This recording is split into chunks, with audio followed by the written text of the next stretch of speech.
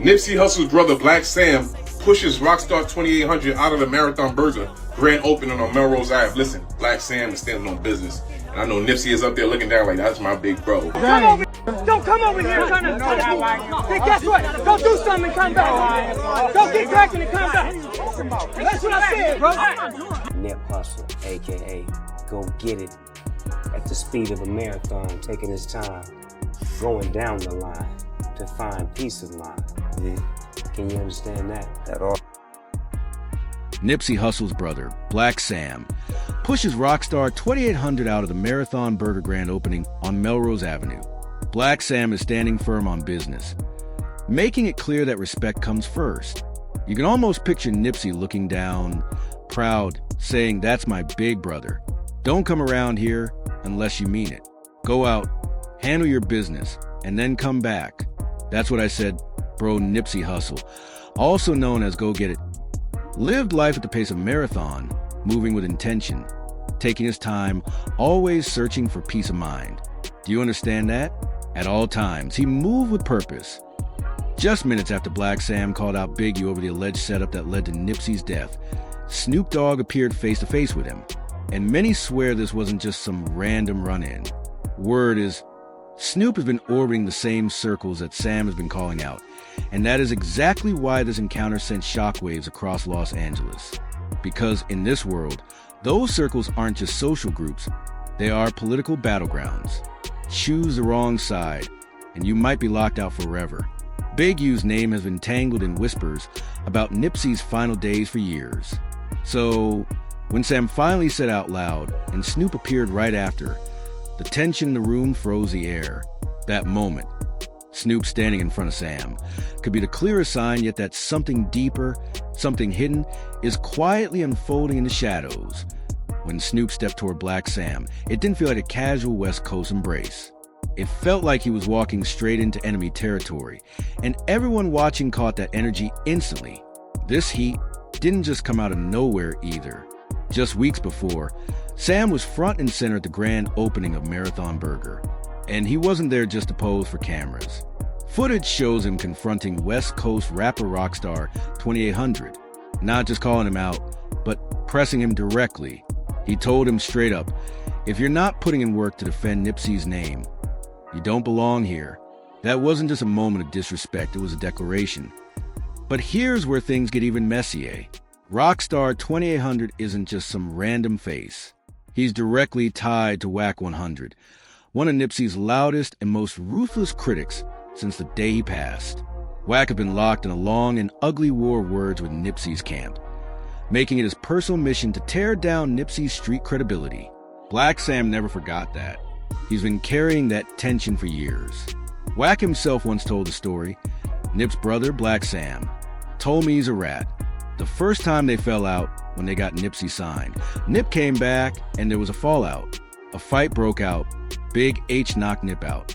Blacc Sam came out, fired 3 or 4 shots in the air. He was fresh out of the penitentiary.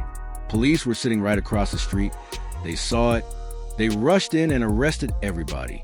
Sam was on parole, but they let him go before bail, even though he fired a gun fresh out. Big U told us.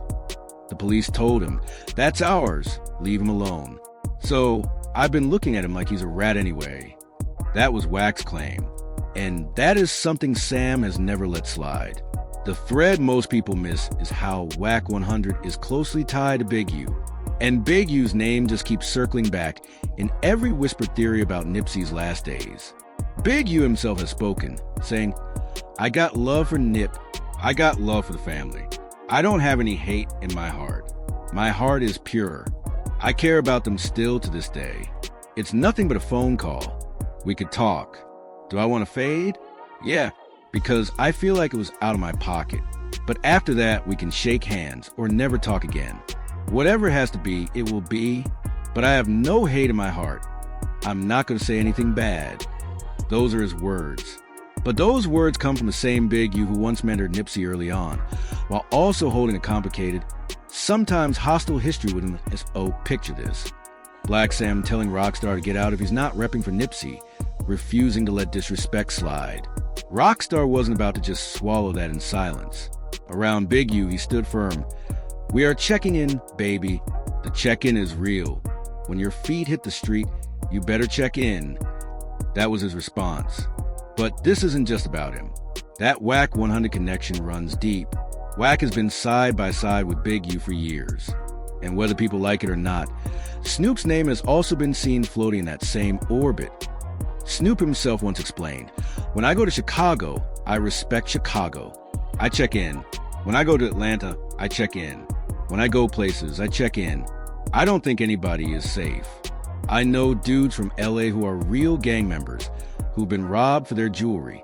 Real killers." This is the environment Blacc Sam is navigating.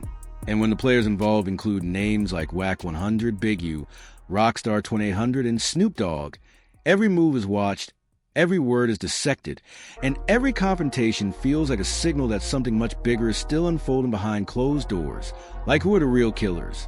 Snoop even spoke on the check-in system, explaining how he and Sam weren't seeing eye to eye at one point when he first came home over the obvious situation. They eventually had to sit down and clear the air, but before Snoop ever saw Sam, he had already crossed paths with people close to him. They could have passed along the message, but they didn't, and that silence revealed something bigger. People playing both sides. Wait, so something did happen, right? Wasn't it at Complex Con? Yeah. That's where Snoop ran into Blacc Sam with a group of people surrounding him. They approached each other. Actually, Snoop made the first move. He walked over to the All Money and crew, and that's where the quick tension sparked. It was a brief disagreement between him and Sam. And yes, it was over the obvious issue, the same one Big U has been so openly vocal about. Big U himself had spelled it out many times before. That's why when Snoop and Sam ended up in the same room again, it wasn't just some random encounter. This was a moment where Sam didn't need words.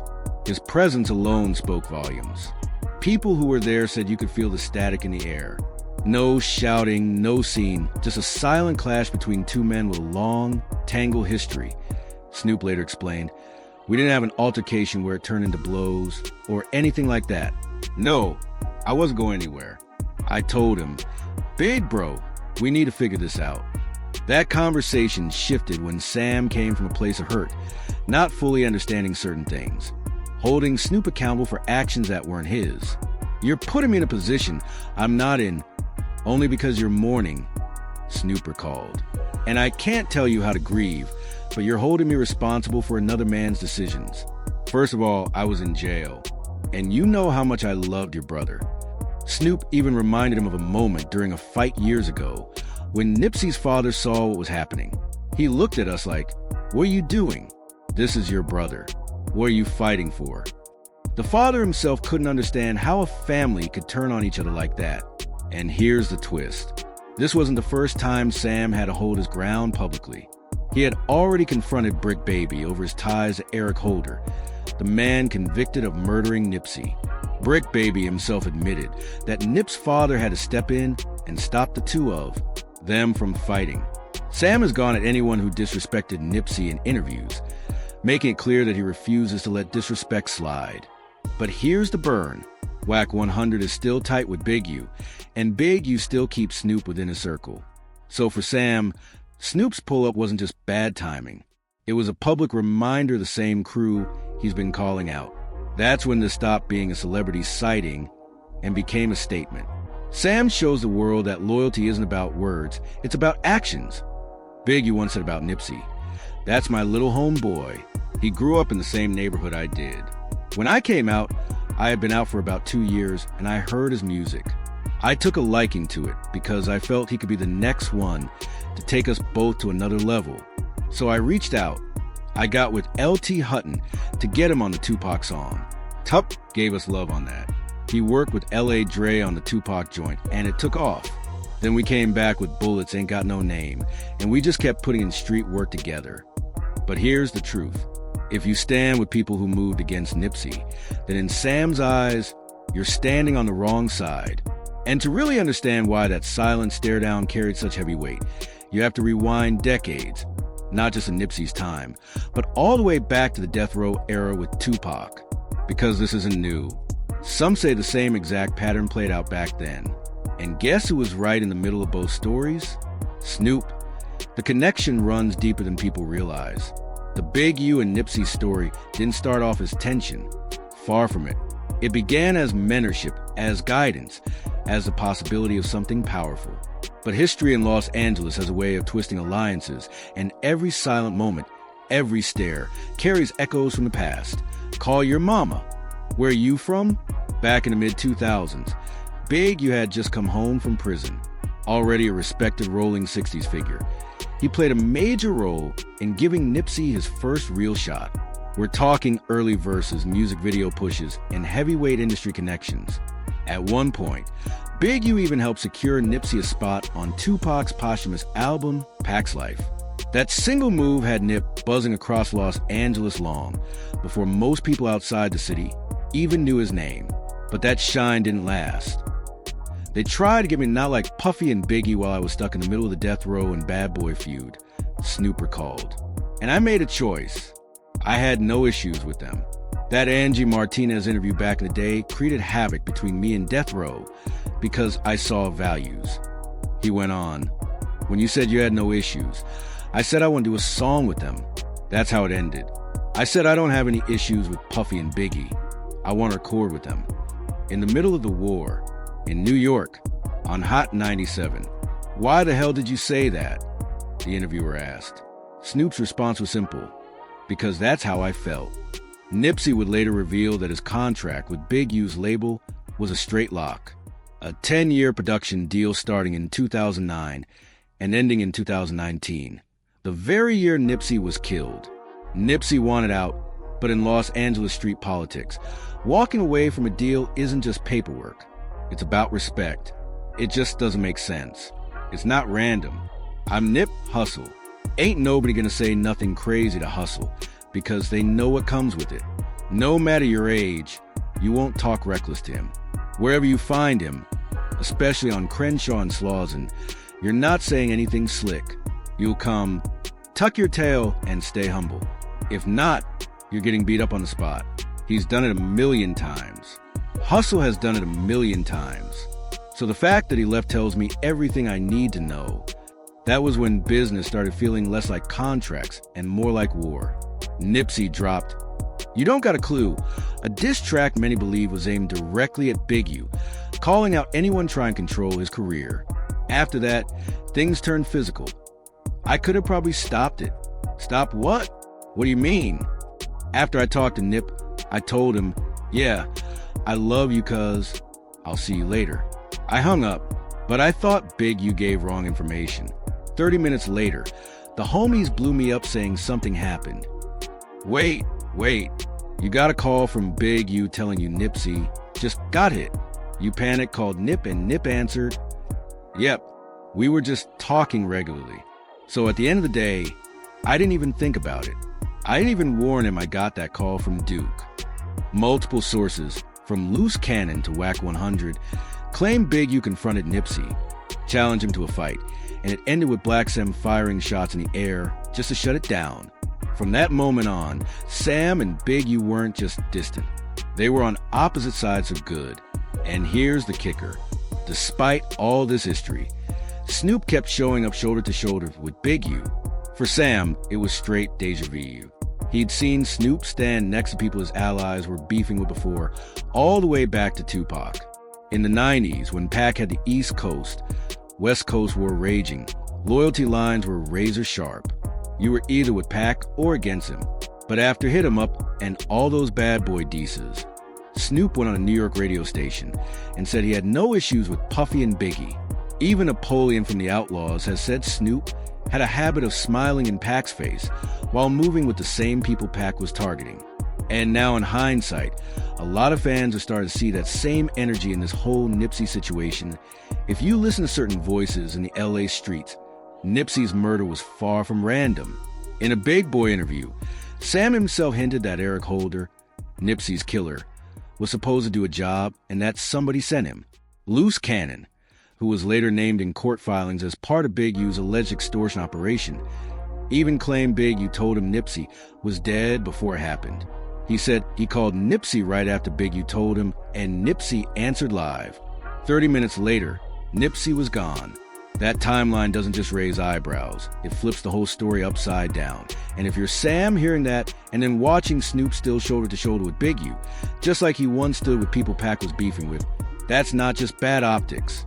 That's history replaying itself in real time. Now the tension between Snoop and Blacc Sam hasn't cooled. It has spread, and it's tied into something much bigger. Federal indictments, old street debts, and a power game that's been in motion for decades. Let's start with the paperwork nobody wants to speak on. In February 2025, the feds quietly unsealed a multi-layer criminal complaint against Big U. On paper, extortion, property shakedowns, and gang tax collections. Off paper, whispers say it's much deeper. This is the same network allegedly deciding who rises in LA's rap scene and who gets taken out before they can blow. And it's not just Big U catching heat. After that complaint dropped, Brick Baby got picked up too on possession, conspiracy, and suspected cleanup work for the same network. Now here's where Snoop slides back in. His name isn't in the paperwork yet, but old photos and event footage show him alongside both Big U and Brick Baby, even after Nipsey's death. But the scariest part is the theory floating heavy. There's a West Coast power shuffle happening right now. Certain OGs are staring straight at Fed Time, the same network that's been pulling strings in LA's rap scene for years, deciding who gets the spotlight and who gets snuffed out before they can rise. And now with Big U facing federal pressure, the chessboard is shifting fast. Insiders say the vacuum left by these indictments has certain West Coast OGs scrambling for position. This isn't just about street politics. It's about controlling the pipelines of business, the live shows, the features, and the very flow of money in the scene. When you control all that, you decide who eats and who starves. This is where it gets shaky for Snoop. Even though his name isn't on any paperwork, he's still being spotted at events alongside people tied directly to these indictments. Old footage and fresh sightings have turned into talking points in the streets, with many wondering if he's staying loyal to the wrong camp or just keeping himself close enough to power to never be shut out. And let's be clear, this isn't paranoia. The feds are watching. Multiple sources claim they've already started mapping out connections, building timelines, and following money trails. If the whispers are true, they're not just looking to take down the players. They're aiming to dismantle the entire network that's been running the West Coast rap game from behind the curtain for decades. And if Snoop does land in that federal spotlight, it won't just be about him. It'll drag decades of West Coast history into the light. Names, alliances, and moves that were never supposed to surface could suddenly be on record. Street veterans say that's the real danger here. Once the feds hit their hooks in, they don't just pull one thread, they unravel the entire fabric. Some insiders believe that's exactly why this power shuffle feels so tense right now. Certain OGs are making quiet exits, cutting ties, and moving money out of sight. Others are doubling down, showing face at events, making sure they're still seen as players. And then there's Snoop. His every move is being dissected. From old photos with Big U and Brick Baby to present-day sightings with figures now sitting squarely on the federal radar. For Sam, all of this just confirms what he's been saying. Loyalty isn't about smiling for cameras. It's about who you're willing to stand next to when things get ugly. And in his eyes, Snoop's choices keep placing him right in the blast zone. The real question is this: if this shuffle turns into a full-blown takedown, will Snoop be able to step back untouched?